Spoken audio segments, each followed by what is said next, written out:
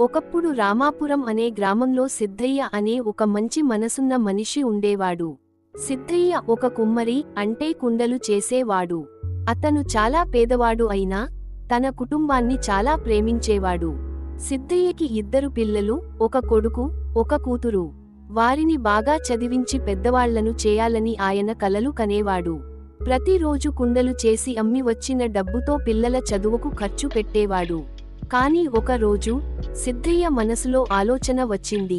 డబ్బు తక్కువగా ఉంది, కూతుర్ని చదివించి ఏమి లాభం? ఆడపిల్ల అయితే పెద్దయ్యాక అత్తారింటికే వెళ్తుంది కదా అని అనుకున్నాడు. అలా అనుకుని కూతురి చదువును ఆపేశాడు.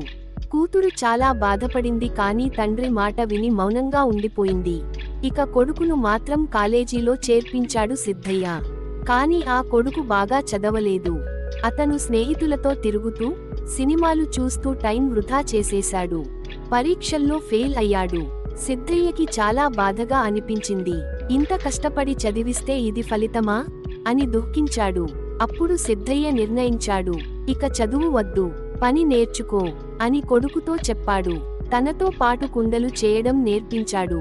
మొదట కొడుకు అలసిపోయాడు, కానీ తరువాత కష్టానికి విలువ తెలిసింది.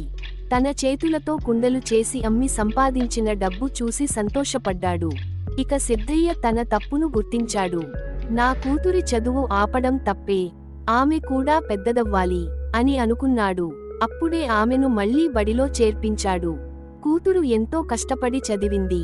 తర్వాత మంచి ఉద్యోగం కూడా సంపాదించింది. ఇప్పుడు సిద్ధయ్య చాలా సంతోషంగా ఉన్నాడు. కొడుకు కష్టాన్ని నేర్చుకున్నాడు, కూతురు మంచి ఉద్యోగం సంపాదించింది. తన పిల్లలిద్దరూ జీవితంలో సంతోషంగా ఉన్నారు. అప్పుడు సిద్ధయ్య నవ్వుతూ అన్నాడు, ఆడపిల్ల కాదే, చదువుకి విలువైన పిల్ల. మోరల్: పిల్లలందరూ చదవాలి. ఆడా మగా తేడా లేదు. చదువే మనకు వెలుగు, జీవితానికి బలం.